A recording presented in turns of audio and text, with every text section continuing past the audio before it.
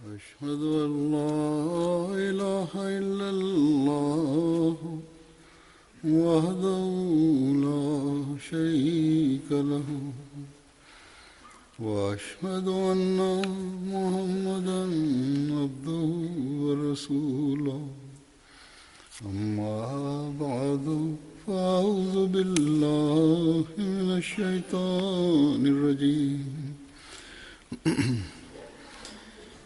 بسم الله الرحمن الرحيم الحمد لله رب العالمين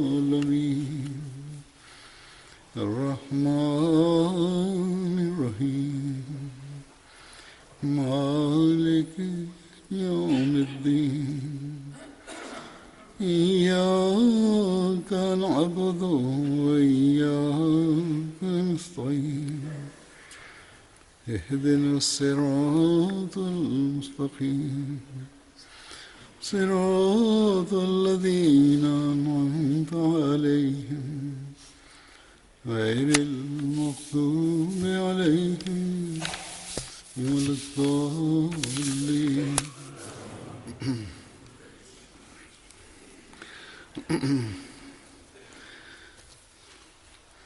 حضرت یزید بن ثابت ایک بدری صحابی تھے. ان کا تعلق انصار کے قبیلہ خزرجی خاندان بنو مالک بن نجار سے تھا. حضرت یزید کے والد کا نام ثابت بن ضحاک اور والدہ کا نام نوار بنت مالک تھا. حضرت یزید حضرت زید بن ثابت کے بڑے بھائی تھے.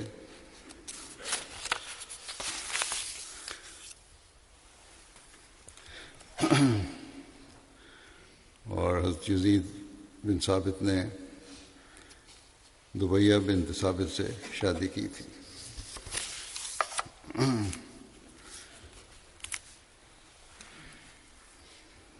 اور یہ بھی ان کے بارے میں آتا ہے کہ حضرت یزید بن ثابت غزوہ بدر اور دونوں میں شامل ہوئے تھے. حضرت یزید بن ثابت کی شہادت 12 ہجری میں حضرت ابوبکر کے دور خلافت میں جنگ یمامہ کے روز ہوئی، جبکہ ایک دوسرے قول کے مطابق جنگ یمامہ کے روز انہیں ایک تیر لگا تھا اور واپسی پر راستے میں ان کی وفات ہوئی تھی. حضرت یزید بن ثابت بیان کرتے ہیں کہ وہ لوگ نبی اکرم صلی اللہ علیہ وسلم کے ساتھ بیٹھے ہوئے تھے کہ ایک جنازہ ظاہر ہوا. اس پر رسول اللہ صلی اللہ علیہ وسلم کھڑے ہو گئے اور جو آپ صلی اللہ علیہ وسلم کے ساتھ تھے وہ بھی کھڑے ہو گئے. وہ سب کھڑے رہے یہاں تک کہ وہ جنازہ گزر گیا. یہی واقعہ ایک اور روایت میں تفصیل کے ساتھ اس طرح بیان ہوا ہے. حضرت یزید بن ثابت سے روایت ہے کہ وہ نبی کریم صلی اللہ علیہ وسلم کے پاس صحابہ کے ہمراہ بیٹھے ہوئے تھے کہ ایک جنازہ ظاہر ہوا. جب رسول اللہ صلی اللہ علیہ وسلم نے اسے دیکھا تو آپ جلدی سے کھڑے ہوئے اور آپ کے صحابہ بھی تیزی سے کھڑے ہو گئے. وہ تب تک کھڑے رہے جب تک جنازہ گزر نہ گیا. حضرت یزید کہتے ہیں کہ اللہ کی قسم میں نہیں سمجھتا کہ آپ کسی تکلیف یا جگہ کی تنگی کی وجہ سے کھڑے ہوئے تھے، اور میرا خیال ہے کہ وہ کسی یہودی مرد یا عورت کا جنازہ تھا، اور ہم نے آپ سے آپ کے کھڑے ہونے کی وجہ بھی دریافت نہ کی. پھر ایک اور روایت ہے حضرت یزید بن ثابت سے کہ وہ لوگ ایک دن رسول اللہ صلی اللہ علیہ وسلم کے ساتھ نکلے. یہ سنن نسائی کی ہے اور جو پہلی تاریخ کی کتاب کی ہے. حضرت یزید بن ثابت کہتے ہیں کہ رسول اللہ صلی اللہ علیہ وسلم کے ساتھ نکلے، آپ نے ایک نئی قبر دیکھی. اچھا نہیں، ایک اور واقعہ یہ ایک دوسرا واقعہ بیان ہو رہا ہے. کہتے ہیں ہم حضرت صلی اللہ علیہ وسلم کے ساتھ نکلے، آپ نے ایک نئی قبر دیکھی تو فرمایا یہ کیا ہے؟ لوگوں نے کہا کہ یہ فلاں قبیلے کی لونڈی کی قبر ہے. تو رسول اللہ صلی اللہ علیہ وسلم نے اسے پہچان لیا. صحابہ نے عرض کی کہ وہ دوپہر کے وقت فوت ہوئی تھی اور آپ اس وقت قیلولہ فرما رہے تھے۔ ہم نے آپ کو اس وجہ سے اٹھانا پسند نہیں کیا کہ آپ آرام کر رہے ہیں۔ اس پر رسول اللہ صلی اللہ علیہ وسلم کھڑے ہوئے اور اپنے پیچھے لوگوں کی صف بندی کی، اور آپ نے اس پر 4 تکبیریں کہیں، یعنی اس قبر کے اوپر بھی آپ نے صف بنوا کے جنازہ پڑھا۔ پھر فرمایا کہ جب تک میں تمہارے درمیان ہوں، جو بھی تم میں سے فوت ہو اس کی خبر مجھے ضرور دو، کیونکہ میری دعا اس کے لیے رحمت ہے۔ اسی طرح یہ روایت مسلم اور سنن ابو داؤد اور ابن ماجہ میں بھی ہے۔ ابن ماجہ میں اس طرح تفصیلاً بیان ہوا ہے کہ حضرت یزید بن ثابت نے بیان کیا، اور وہ زید سے بڑے تھے، کہ ہم نبی کریم صلی اللہ علیہ وسلم کے ساتھ نکلے۔ جب آپ جنت البقیع میں پہنچے تو وہاں ایک نئی قبر تھی۔ آپ نے اس کے متعلق دریافت فرمایا۔ انہوں نے عرض کیا کہ یہ فلاں عورت ہے۔ راوی کہتے ہیں کہ آپ نے اس کو پہچان لیا اور فرمایا تم نے مجھے اس کے متعلق کیوں خبر نہ دی؟ انہوں نے عرض کیا کہ آپ دوپہر کو آرام فرما رہے تھے، آپ روزے سے بھی تھے، ہم نے پسند نہ کیا کہ آپ کو تکلیف دیں۔ اس پر آپ صلی اللہ علیہ وسلم نے فرمایا کہ ایسا فعل نہ کرو جو میں نہیں جانتا، یعنی میں نے تو کبھی نہیں ایسا کہا۔ تم میں سے جو کوئی بھی فوت ہو، جب تک میں تمہارے درمیان ہوں مجھے اس کے بارے میں ضرور اطلاع کیا کرو، کیونکہ اس پر میری دعا اس کے لیے باعث رحمت ہے۔ پھر آپ صلی اللہ علیہ وسلم اس کی قبر پر تشریف لے گئے اور ہم نے آپ کے پیچھے صف بنائی اور آپ نے اس پر 4 تکبیریں پڑھیں۔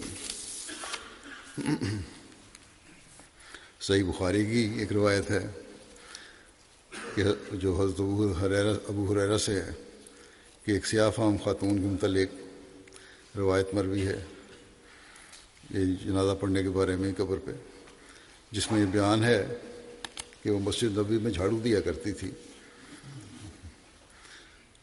خاتون مسجد نبوی میں جھاڑو دیا کرتی تھی، وہ فوت ہو گئی۔ نبی کریم صلی اللہ علیہ وسلم نے جب اسے چند روز نہ دیکھا تو آپ نے اس خاتون کے متعلق پوچھا، لوگوں نے بتایا کہ وہ فوت ہو گئی ہے۔ آپ صلی اللہ علیہ وسلم نے فرمایا پھر کیا تم نے مجھے اس کی اطلاع نہیں دینی تھی؟ اس عورت کی قبر کا پتہ بتاؤ۔ چنانچہ آپ اس عورت کی قبر پر تشریف لے گئے اور اس کا جنازہ پڑھا۔ سنن ابن ماجہ کی شرح انجاز الحاجہ کے مصنف لکھتا ہے کہ یہ ایک سیاہ فام خاتون تھی جس کا نام امام بہقی نے محجن بیان کیا ہے، اور ابن مندہ نے اس کا نام خرقہ بیان کیا ہے، اور صحابیات میں سے اس کو شمار کیا ہے، اور یہ بھی ممکن ہے کہ خرقہ اس خاتون کا نام ہو اور محجن اس کی کنیت ہو، یعنی دونوں نام صحیح ہیں۔ اگلے جن صحابی کا ذکر ہے ان کا نام ہے حضرت معوذ بن عمر بن جموع۔ حضرت معوذ کا تعلق انصار کے قبیلہ خزرج کے خاندان بنو جشم سے تھا۔ حضرت معوذ کے والد کا نام عمر بن جموع اور ان کی والدہ کا نام ہند بنت عمر تھا۔ حضرت معوذ بن عمر بن جموع اپنے 2 بھائیوں حضرت معاذ اور حضرت خلاد کے ساتھ غزوہ بدر میں شامل ہوئے تھے۔ اس کے علاوہ یہ غزوہ احد میں بھی شامل ہوئے تھے۔ حضرت معوذ بن عمر کے والد وہی عمر بن جموع ہیں جن کو ان کے بیٹوں نے ان کے لنگڑاہٹ کی وجہ سے، پاؤں کی تکلیف کی وجہ سے بدر میں شامل ہونے نہیں دیا تھا۔ اس کا ذکر میں پہلے بھی ایک دفعہ خطبے میں کر چکا ہوں، مختصر بتا دوں کہ جب احد کا موقع آیا تو حضرت عمر بن جموع نے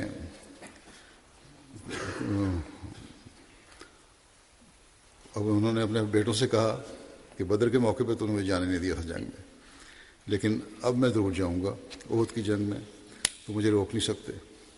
ان کے بیٹوں نے بطیرہ کہا کہ آپ کی ٹانگ خراب ہے، آپ پہ تو جنگ ضروری بھی نہیں ہے، فرض نہیں ہے۔ ایسے حالات میں لیکن حضرت عمر بن جموع نہیں مانے، رسول اللہ صلی اللہ علیہ وسلم کی خدمت میں حاضر ہوئے اور عرض کی کہ یا رسول اللہ، میرے بیٹے میرے پاؤں کی تکلیف کی وجہ سے جنگ میں شامل ہونے سے روک رہے ہیں، لیکن میں آپ کے ساتھ جہاد میں شامل ہونا چاہتا ہوں۔ رسول اللہ صلی اللہ علیہ وسلم نے بھی یہی فرمایا کہ جہاں تک تمہارا تعلق ہے تمہیں اللہ تعالیٰ نے معذور قرار دیا ہے اور تم پر اس وجہ سے جہاد فرض نہیں ہے۔ لیکن بہرحال پھر آپ نے انہیں ان کا وہ جوش دیکھ کے، شوق دیکھ کے اجازت بھی دے دی۔ حضرت عمر بن جموع نے اپنا ساز و سامان لیا جنگ کا اور یہ کہتے ہوئے چلے گئے کہ اے اللہ، مجھے شہادت عطا فرما اور مجھے ناکام و نامراد اپنے اہل و عیال کی طرف نہ لوٹانا۔ اور پھر حقیقتاً ان کی خواہش پوری ہوئی اور وہ میدان احد میں شہید ہوئے۔ ان کی شہادت کے بعد ان کی بیوی حضرت ہند نے انہیں اپنے بھائی عبداللہ بن عمر، ان کو بھی اور اپنے بھائی عبداللہ بن عمر کو ایک سواری پر بٹھایا رکھا اور ان دونوں کو ایک ہی قبر میں دفن کیا گیا۔ رسول اللہ صلی اللہ علیہ وسلم نے فرمایا کہ اس ذات کی قسم جس کے قبضہ قدرت میں میری جان ہے کہ میں نے عمر کو جنت میں اپنے لنگڑے پن کے ساتھ چلتے ہوئے دیکھا ہے۔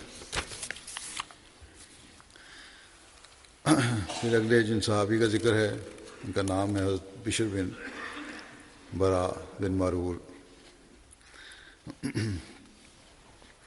حضرت بشر کا تعلق انصار کے قبیلہ خزرج کے خاندان بنو عبید بن عدی سے تھا اور دوسرے قول کے مطابق بنو سلمہ سے تھا۔ دو مختلف بیان کی جاتی ہیں روایتیں۔ حضرت بشر کے والد کا نام حضرت برا بن معرور اور والدہ کا نام خلیدہ بنت قیس تھا۔ حضرت بشر کے والد حضرت برا بن معرور ان 12 نقیبوں میں سے تھے جو مقرر کیے گئے تھے اور وہ قبیلہ بنو سلمہ کے نقیب تھے۔ حضرت برا ہجرت سے ایک ماہ قبل حالت سفر میں فوت ہو گئے تھے۔ جب رسول اللہ صلی اللہ علیہ وسلم ہجرت کر کے مدینہ تشریف لائے تو آپ نے ان کی قبر پر تشریف لے جا کر 4 تکبیرات ادا فرمائیں۔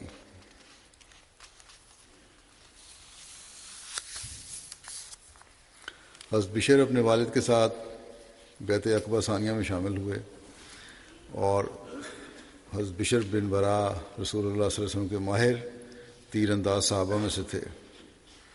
رسول اللہ صلی اللہ علیہ وسلم نے حضرت بشر اور حضرت واقد بن عبداللہ جنہوں نے مکے سے مدینہ کی طرف ہجرت کی تھی ان کے درمیان عقد مواخات قائم فرمایا۔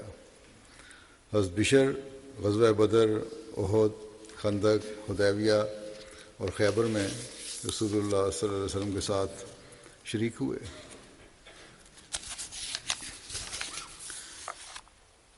عبد الرحمن بن عبداللہ روایت کرتے ہیں کہ رسول اللہ صلی اللہ علیہ وسلم نے فرمایا کہ اے بنو نضلہ، بعض روایت میں بنو سلمہ لکھا ہے، کہ تمہارا سردار کون ہے؟ انہوں نے کہا کہ جد بن قیس۔ آپ نے فرمایا کہ اسے کس وجہ سے سردار مانتے ہو؟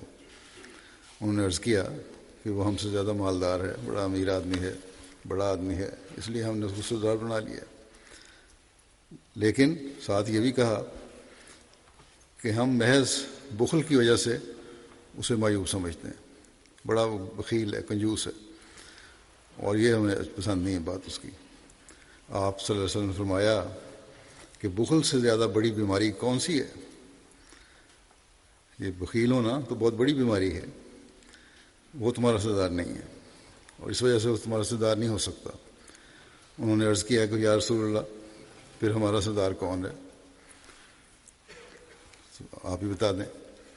آپ نے فرمایا کہ بشر بن برا بن معرور ہمارا سردار ہے۔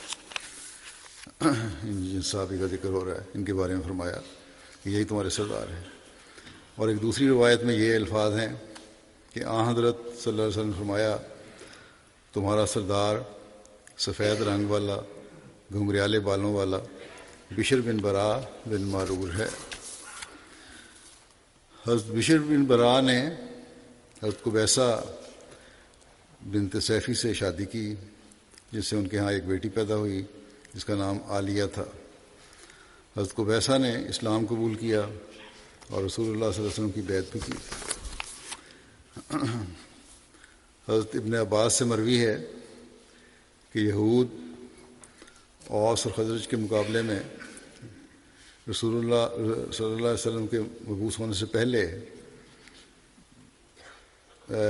رسول اللہ صلی اللہ علیہ وسلم کے واسطے سے فتح کی دعا مانگا کرتے تھے۔ آپس میں لڑتے تھے تو یہ دعا مانگا کرتے تھے کہ جو نبی جس کی پیش گوئی ہے مبعوث ہونے والا ہے اس کے نام پہ ہمیں فتح عطا کر اللہ تعالیٰ سے مانگتے تھے۔ لیکن جب اللہ تعالیٰ نے حضرت صلی اللہ علیہ وسلم کو عرب میں سے مبعوث فرمایا تو انہی لوگوں نے آپ کا انکار کیا، اور جو بات وہ کہا کرتے تھے اس سے انکاری ہو گئے۔ یہی طریقہ ہے ہمیشہ سے انکار کرنے والوں کا۔ حضرت معاذ بن جبل اور حضرت بشر بن برا اور داؤد بن سلمہ نے ان سے کہا ایک دن کہ اے یہود کے گروہ، اللہ سے ڈرو اور اسلام قبول کر لو۔ پہلے تو تم ہم پر محمد نام کے نبی کے ظہور کے ذریعے فتح مانگتے تھے، یہ کہا کرتے تھے کہ ایک نبی مبعوث ہوگا جس کا نام محمد ہوگا، اور اس کی وجہ سے فتح کی دعا کیا کرتے تھے، اور ہم شرک کرنے والے میں تھے۔ حضرت بشر بن برا نے کہا کہ ہم تو ان لوگوں میں شامل تھے شرک کرتے تھے، اور تم ہمیں یہ باتیں بتایا کرتے تھے، اور تم ہمیں بتاتے تھے کہ وہ نبی مبعوث ہونے والا ہے۔ اب وقت آ گیا ہے کہ وہ مبعوث ہوگا،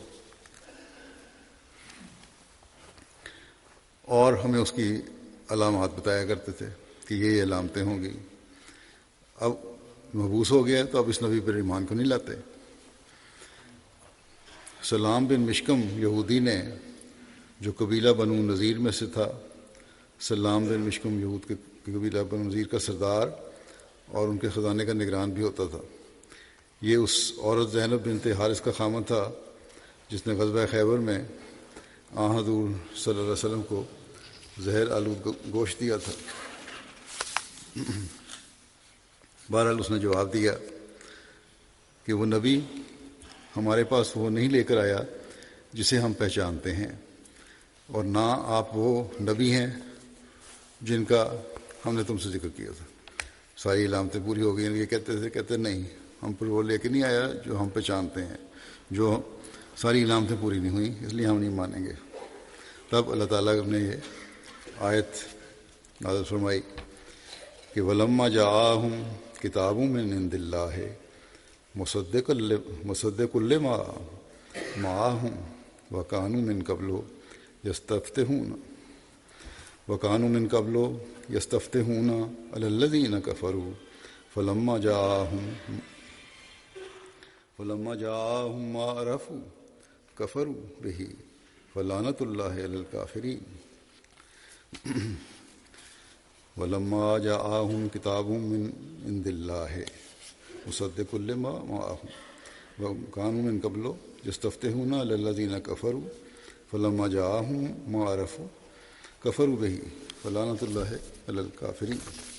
یعنی اور جب اللہ کی طرف سے ان کے پاس ایک ایسی کتاب آئی جو اس تعلیم کی جو ان کے پاس تھی تصدیق کر رہی تھی، جبکہ حال یہ تھا کہ اس سے پہلے وہ ان لوگوں کے خلاف جنہوں نے کفر کیا اللہ سے مدد مانگا کرتے تھے، بس جب وہ ان کے پاس آ گیا جسے انہوں نے پہچان لیا تو پھر بھی اس کا انکار کر دیا، بس کافروں پر اللہ کی لعنت ہو۔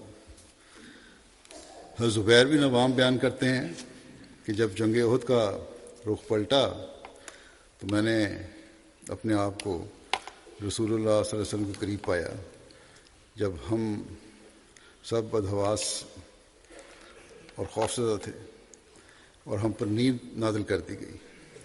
ایسی حالت تھی کہ لگتا تھا کہ نیند ایسے عموم کی حالت ہم پر طاری ہو گئی ہے۔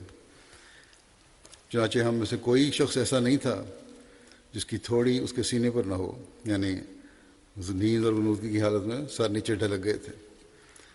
اللہ کی قسم، کہتے ہیں کہ اللہ کی قسم مجھے ایسا لگ رہا تھا جیسے معتب بن کشیر کی آواز خواب میں سنائی دے رہی ہے۔ وہ کہہ رہا تھا کہ اگر ہمیں فیصلے کا اختیار ہوتا تو ہم کبھی یہاں اس طرح قتل نہ کیے جاتے۔ حضرت معتب بن کشیر انصاری صحابی تھے اور بیعت عقبہ، غزوہ بدر اور احد میں شامل ہوئے تھے۔ میں نے ان کے اس جملے کو یاد کر لیا تو دیکھا تھا اس نے خواب کی حالت میں۔ اس موقع کے متعلق اللہ تعالیٰ نے یہ آیت نازل فرمائی کہ ثم انزل علیکم من بعد الغم امنۃ نعاسا یغشی طائفۃ منکم وطائفۃ قد اہمتہم انفسہم یظنون باللہ غیر الحق ظن الجاہلیہ یقولون هل لنا من الامر من شیء قل ان الامر کلہ للہ۔ کہ پھر اس نے تم پر غم کے بعد تسکین بخشنے کی خاطر اونگ اتاری جو تم میں سے ایک گروہ کو ڈھانپ رہی تھی، وہ گروہ تھا کہ جنہیں ان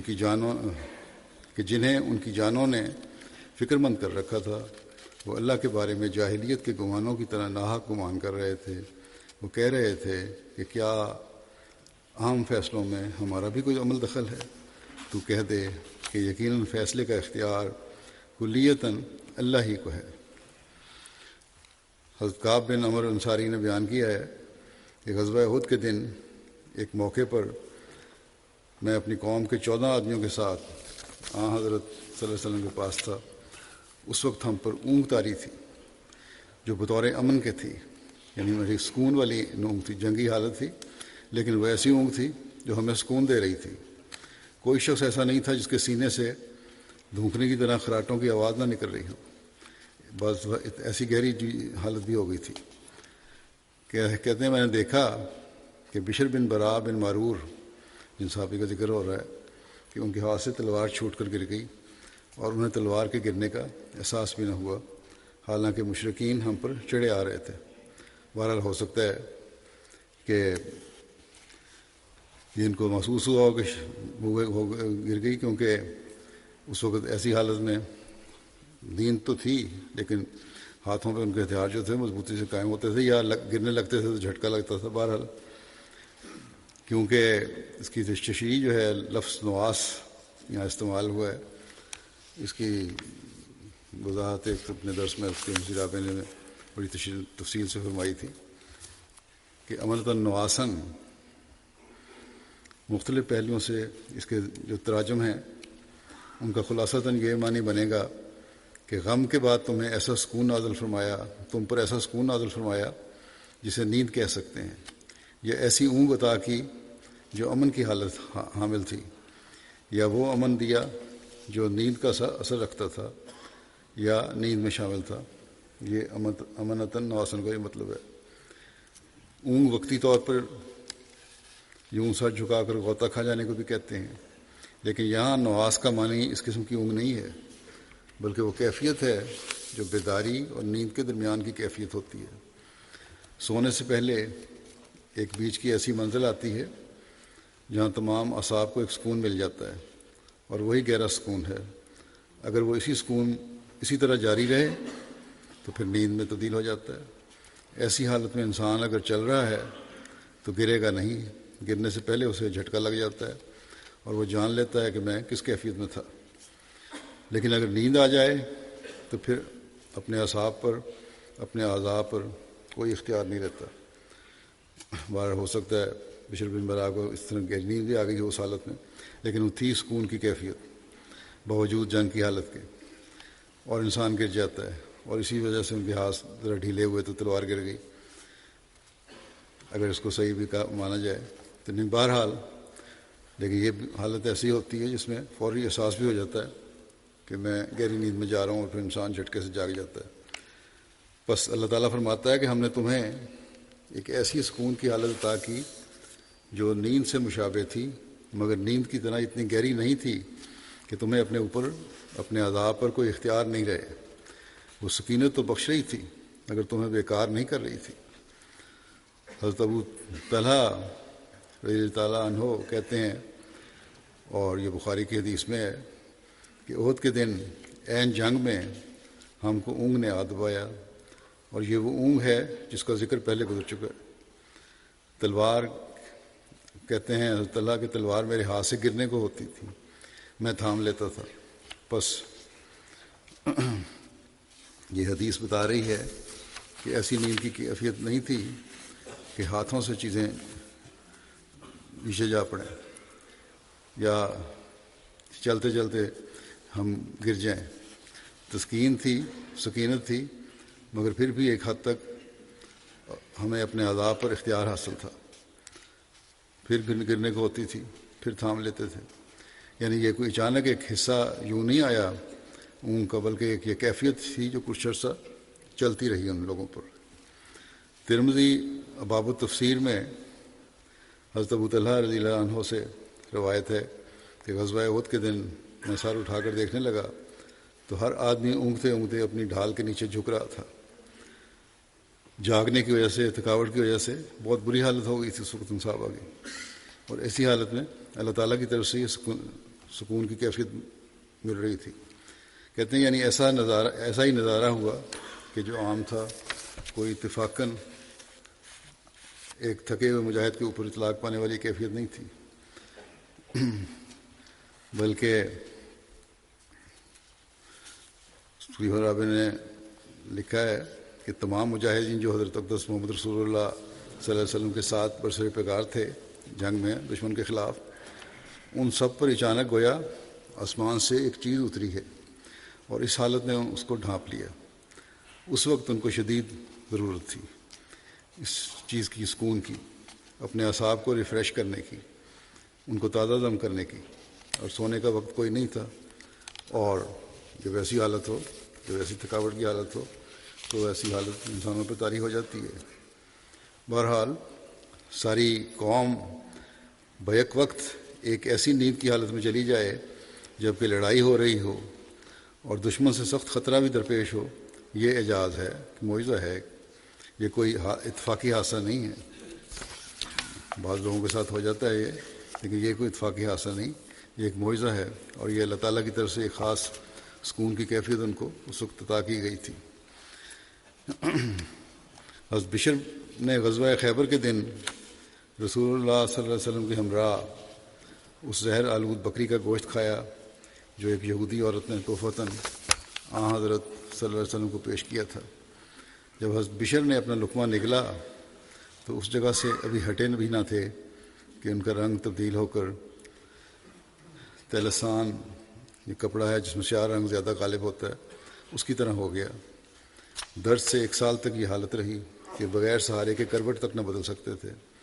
پھر اسی حالت میں آپ کی وفات ہو گئی، اور یہ بھی کہا جاتا ہے کہ وہ اپنی جگہ سے ہٹے بھی نہیں تھے، زہر اتنا زیادہ تھا کہ وہیں کھانے کے تھوڑی دیر بعد ہی ان کی وفات ہو گئی۔ حضرت بشر بن برا نے جب وفات پائی تو ان کی والدہ کو شدید دکھ ہوا۔ انہوں نے کہا حضرت صلی اللہ علیہ وسلم کے پاس آ کر کہ یا رسول اللہ صلی اللہ علیہ وسلم، بشر کی وفات بنو سلمہ کو ہلاک کر دے گی، کیا مردے ایک دوسرے کو پہچان لیں گے؟ انہوں نے جو کیا ہے حرکت، یہ تو ہلاک ہوں گے ایک حرکت کرنے والے، تو مردے ایک دوسرے کو پہچان لیں گے؟ کیا بشر کی طرف سلام پہنچایا جا سکتا ہے؟ رسول اللہ صلی اللہ علیہ وسلم نے فرمایا، ہاں اے ام بشر، اس ذات کی قسم جس کے ہاتھ میں میری جان ہے، جیسے پرندے درختوں پر ایک دوسرے کو پہچان لیتے ہیں ویسے ہی جنتی بھی ایک دوسرے کو پہچان لیں گے۔ مطلب یہ تھا کہ ان کو پہچان لیں گے تو جو فوت ہونے والے ہیں ان کے ہاتھوں میں سلام بھیج سکتی ہوں۔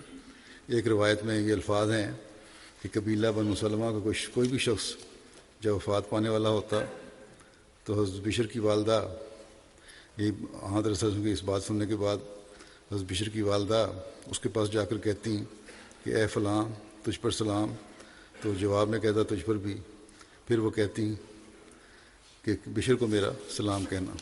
کوئی بھی فوت ہونے والا شخص ہوتا بنو سلمہ کا تو آپ ان کے پاس جا کے کہتے ہیں کہ ان کو سلام پہنچانا. بنو سلمہ میں سے تھے. پہلے شاید میں نے دشمن کی بات کی، دشمن والی بات نہیں ہے. وہ یہ ان کا انداز ہے کہنے کا کہ بشر کی وفات بنو سلمہ کو ہلاک کر دے گی. کیا مردے ایک دوسرے کو پہچان لیں گے، یعنی بہت صدمہ ہے ہمارے لیے. کیا بشر کی طرف سلام پہنچایا جا سکتا ہے؟ اور جب وہاں سے فرمایا کہ ہاں، پھر آپ ہر فوت ہونے والے کے ذریعے یہ پیغام دیتی ہیں کہ جاؤ گے وہاں جنت میں تو سلام پہنچانا. ایک روایت کے مطابق حضرت بشر کی بہن رسول اللہ صلی اللہ علیہ وسلم کی مرض الموت میں آپ کے پاس آئی تو حضرت صلی اللہ علیہ وسلم نے اسے فرمایا تمہارے بھائی کے ساتھ میں نے خیبر میں جو لقمہ کھایا تھا اس کی وجہ سے میں اپنی رگوں کو کٹتا محسوس کرتا ہوں. اس واقعے کا ذکر کرتے ہوئے حضرت مسلم موعود نے تفصیل بیان فرمائی ہے. تفصیل لکھتے ہیں، فرماتے ہیں کہ یہودی عورت نے صحابہ سے پوچھا کہ رسول کریم صلی اللہ علیہ وسلم کو جانور کے کس حصے کا گوشت زیادہ پسند ہے؟ صحابہ نے بتایا کہ آپ کو دستی کا گوشت زیادہ پسند ہے. اس پر اس نے بکرا ذبح کیا اور پتھروں پر اس کے کباب بنائے اور پھر اس گوشت میں زہر ملا دیا، خصوصاً بازوؤں میں، جس کے متعلق اسے بتایا گیا تھا کہ رسول کریم صلی اللہ علیہ وسلم کو گوشت زیادہ اس کا گوشت زیادہ پسند کرتے ہیں. اور پھر سورج ڈوبنے کے بعد جب رسول کریم صلی اللہ علیہ وسلم شام کی نماز پڑھ کر اپنے ڈیرے کی طرف واپس آ رہے تھے تو آپ نے دیکھا کہ آپ کے خیمے کے پاس ایک عورت بیٹھی ہے. آپ صلی اللہ علیہ وسلم نے اسے پوچھا کہ بی بی تمہارا کیا کام ہے؟ اس نے کہا کہ اے ابو القاسم، میں آپ کے لیے ایک تحفہ لائی ہوں. رسول کریم صلی اللہ علیہ وسلم نے کسی ساتھی صحابی سے فرمایا کہ جو چیز یہ دیتی ہے اس سے لے لو. اس کے بعد آپ کھانے کے لیے بیٹھے تو کھانے پر وہ بھنا ہوا گوشت بھی رکھا گیا. رسول کریم صلی اللہ علیہ وسلم نے اس میں سے ایک لقمہ کھایا اور آپ کے ایک صحابی بشیر بن برا بن معرور نے بھی ایک لقمہ کھایا. بہرحال تاریخ کی کتابوں میں حضرت بشر بن برا کا نام بعض جگہ بشیر بن برا بھی لکھا ہے. حضرت مسلم موعود نے بشیر بن برا یہاں لکھا ہے، مراد بشر بن برا ہی ہیں. اتنے میں باقی صحابہ نے بھی گوشت کھانے کے لیے ہاتھ بڑھایا تو آپ صلی اللہ علیہ وسلم نے فرمایا مت کھاؤ، کیونکہ اس ہاتھ نے مجھے خبر دی ہے کہ گوشت میں زہر ملا ہوا ہے. یعنی اس کے معنی یہ نہیں کہ آپ کو الہام ہوا تھا، بلکہ یہ عرب کا محاورہ ہے. معنی یہ ہے کہ اس گوشت کو چکھ کر مجھے معلوم ہو گیا ہے کہ اس میں زہر ملا ہوا ہے.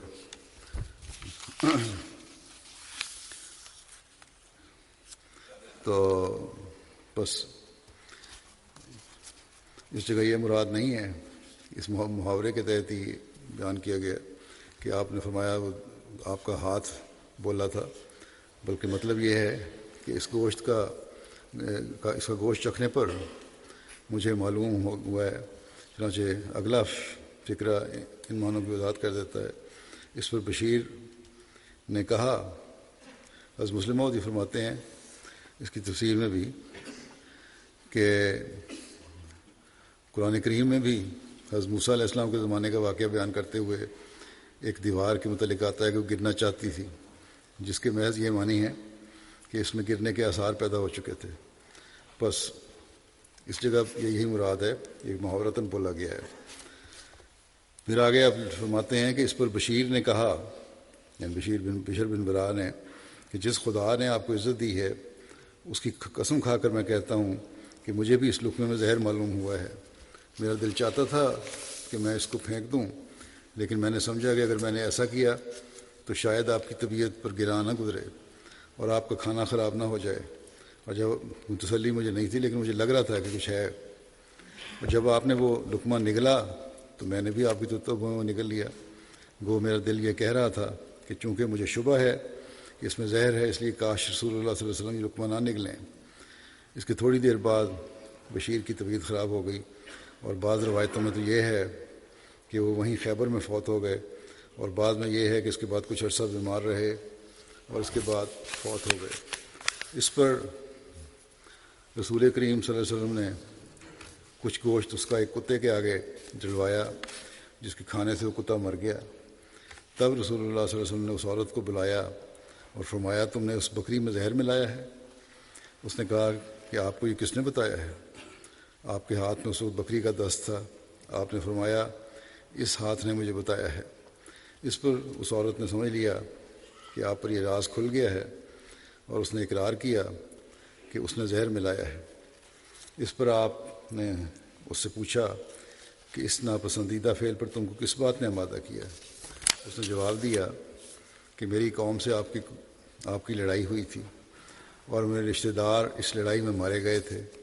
میرے دل میں یہ خیال آیا کہ میں ان کو زہر دے دوں، اگر ان کا کاروبار انسانی کاروبار ہوگا تو ہمیں ان سے نجات حاصل ہو جائے گی، اور اگر یہ واقعے میں نبی ہوں گے تو خدا تعالیٰ ان کو خود بچا لے گا۔ رسول کریم صلی اللہ علیہ وسلم نے اس کی یہ بات سن کر اسے معاف فرما دیا، اور اس کی سزا جو یقیناً قتل تھی نہ دی اسے۔ یہ واقعہ بتاتا ہے کہ رسول کریم صلی اللہ علیہ وسلم کس طرح اپنے مارنے والوں اور اپنے دوستوں کے مارنے والوں کو بخش دیا کرتے تھے، اور در حقیقت اسی وقت آپ سزا دیا کرتے تھے جب کسی شخص کا زندہ رہنا آئندہ بہت سے فتنوں کا موجب ہو سکتا تھا۔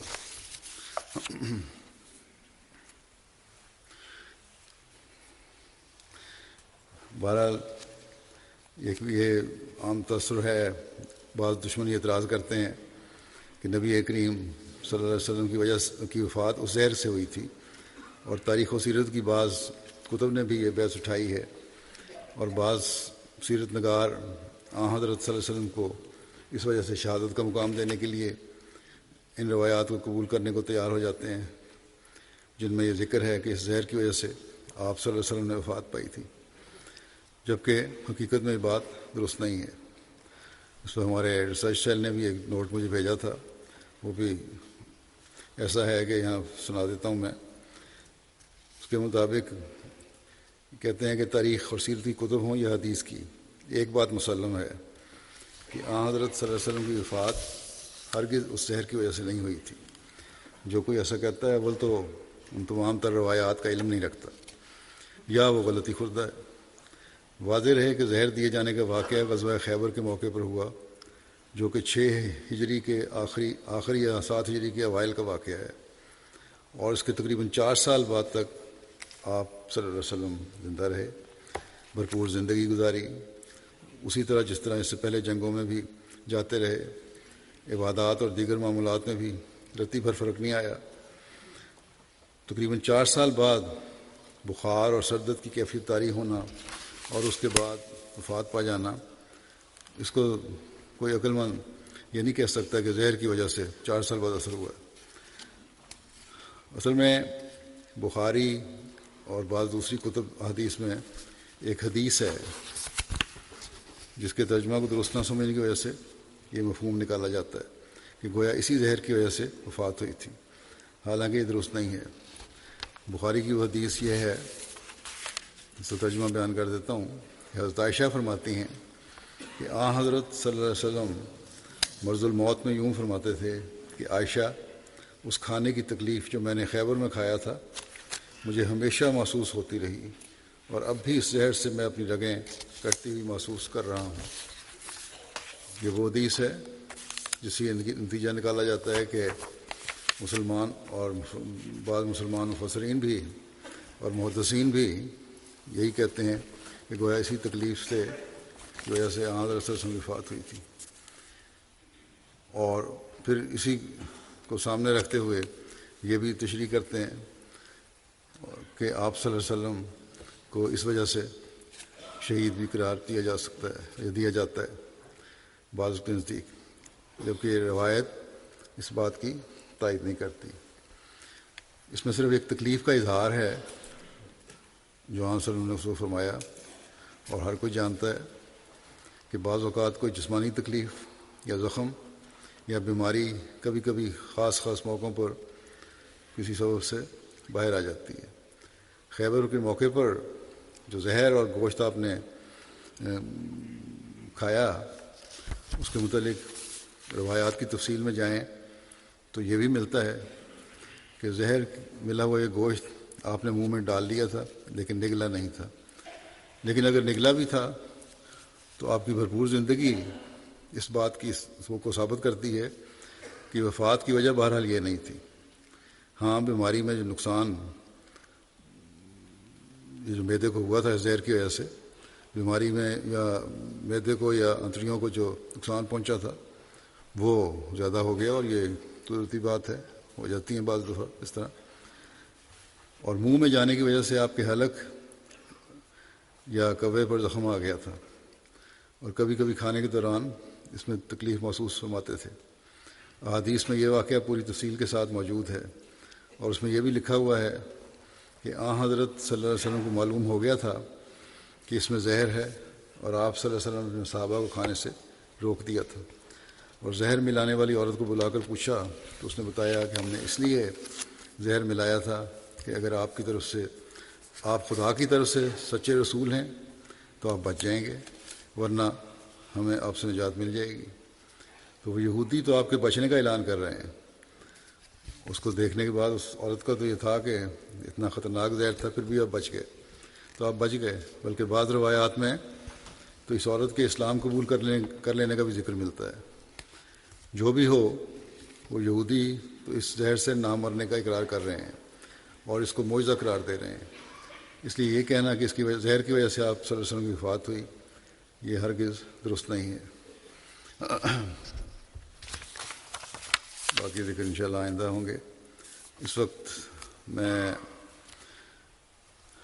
دو مرحومین کا ذکر کرتا ہوں جن کے جنازے انشاءاللہ جمعہ کی نمازوں کے بعد میں پڑھاؤں گا۔ جنازہ غائب پہلا ہے مکرم نصیر احمد صاحب، مکرم علی محمد صاحب راجن پور کے بیٹے تھے۔ 21 نومبر 2019 کو 63 سال کی عمر میں ان کی وفات ہوئی ہے۔ انا للہ و انا الیہ راجعون۔ مرحوم کے خاندان میں احمدیت کا نفوذ آپ کے پردادا محمد دین صاحب کے ذریعے سے ہوا تھا۔ اب تحصیل زیرہ ضلع فیروز پور کے ایک گاؤں ملسیاں کے رہنے والے تھے۔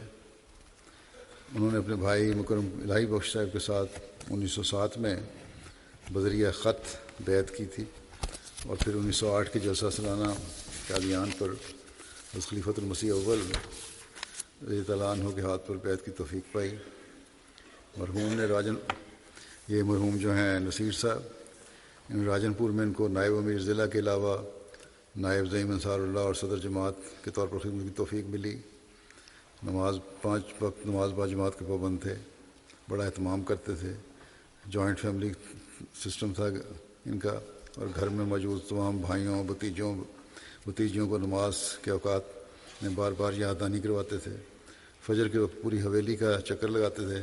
بہت بڑی حویلی ہے جس میں اکٹھے رہتے تھے لوگ، مختلف گھر تھے، سب کو نماز فجر کے لیے بیدار کرتے تھے۔ تلاوت قرآن کریم خود بھی کرتے تھے، اور لوگوں سے بھی، اپنے رشتہ داروں سے بھی پوچھتے تھے، جو بھی بچے وغیرہ تھے سب سے، اور سستی ہو تو تلقین کرتے تھے کہ باقاعدہ کیا کرو۔ حضرت مسیح علیہ السلام کی کتب کا مطالعہ خود بھی کرنے والے تھے، اپنے بچوں کو اور رشتہ داروں کو، جو بھائی بھتیجے تھے ان کو بھی تلقین کیا کرتے تھے، اور اسی طرح خطبہ باقاعدہ سنتے تھے، ایم ٹی اے پر باقاعدہ سنتے، اور پھر اس بات کو یقینی بناتے تھے کہ سب نے، ان سب وزیروں نے جو ایک ہی حویلی میں رہتے ہیں، خطبہ سن بھی لیا ہے کہ نہیں۔ شدید مخالفت کے باوجود تبلیغ کا کوئی موقع ہاتھ سے جانے نہیں دیتے تھے، اور اگر گھر والے احتیاط کا کہتے ہیں کہ حالات ایسے ہیں کہ احتیاط کریں، تو ان کا جواب ہوتا تھا کہ میں اللہ تعالیٰ کو کیا منہ دکھاؤں گا کہ اس کے بھیجے ہوئے کا پیغام لوگوں تک نہیں پہنچایا۔ مرحوم موسی تھے۔ عثمان گان میں اہلیہ کے علاوہ ایک بیٹی اور 3 بیٹے شامل ہیں۔ آپ کے ایک بیٹے خالد احمد صاحب مربی سلسلہ ہیں، جو آج کل مالی مغربی افریقہ میں خدمت کی توفیق پا رہے ہیں، اور وہاں میدان عمل میں ہونے کی وجہ سے جنازے میں شامل نہیں ہو سکے تھے۔ اللہ تعالیٰ مرحوم کے درجات بلند فرمائے، مغفرت کو، اور ان کے نسلوں کو بھی، اولاد کو بھی ان کی نیکیوں کو جاری رکھنے کی توفیق عطا فرمائے۔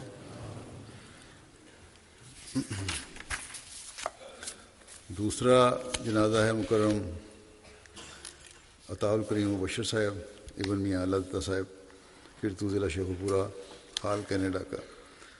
13 نومبر کو 75 سال کی عمر میں ان کی وفات ہوئی۔ انا للہ و انا الیہ راجعون۔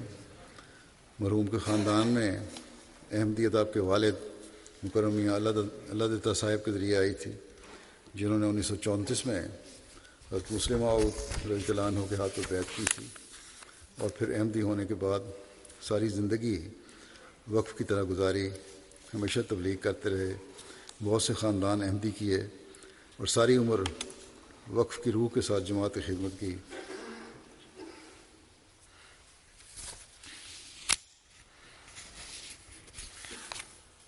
دو 2007 میں وہاں جماعت، اس کے علاوہ بھی مختلف جماعتی خدمات کرتے رہے جب تک پاکستان میں تھے لاہور میں۔ پھر 2007 میں اب کینیڈا شفٹ ہو گئے، وہاں اپنی جماعت میں سیکریٹری اشاعت کے طور پر خدمت کی توفیق پائی۔ ان کو پھیپھڑوں کی بیماری کی وجہ سے مستقل طور پر آکسیجن لگی ہوئی تھی۔ جب تک صحت نے اجازت دی اپنی ویل چیئر پر باقاعدگی سے نماز ادا کرنے کے لیے جایا کرتے تھے۔ بیماری کا بڑی ہمت سے مقابلہ کیا، کبھی کوئی شکوہ نہیں کیا۔ نظام جماعت اور خلافت سے اخلاص اور وفا کا تعلق تھا، بڑا محبت کا تعلق تھا۔ بہت ذہین تھے اور صاحب الرائے تھے، صاف دل اور کھرے انسان تھے۔ ان کے خاندان کا ہر فرد یہ اظہار کرتا ہے کہ میرے ساتھ بہت گہرا تعلق تھا، ہر ایک سے مخلص اور نفع رساں وجود تھے، کبھی کسی کا گلہ شکوہ نہیں کیا، ہر ایک کے ساتھ محبت کا دوستانہ تعلق تھا۔ مرحوم موسی تھے۔ پسماندگان میں اہلیہ کے علاوہ 2 بیٹیاں اور 2 بیٹے شامل ہیں۔ آپ کے ایک بیٹے عطاء المنان طاہر صاحب مربی سلسلہ ہیں، جو آج کل نائب نظر ہیں صدر احمدیہ کے دفتر میں، اور وہاں خدمت کی توفیق مل رہی ہے۔ اور ایک پوتے جاذب احمد جامعہ احمدیہ کینیڈا میں زیر تعلیم ہیں۔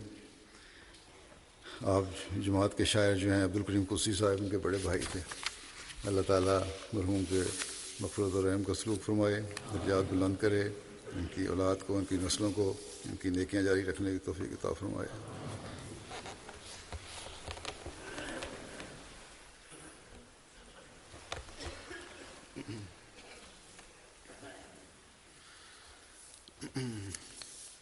الحمد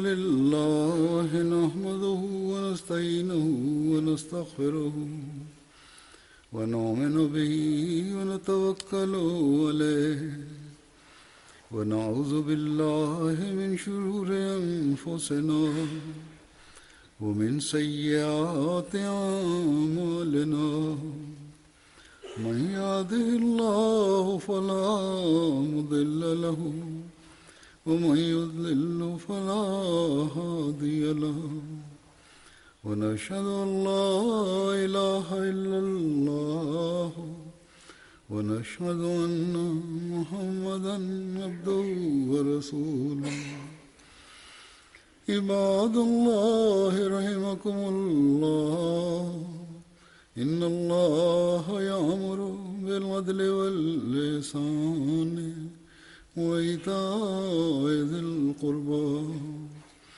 وينهى عن الفحشاء والمنكر والبغي يعظكم لعلكم تذكرون اذكروا الله يذكركم وادعوه يستجب لكم ولذكر الله أكبر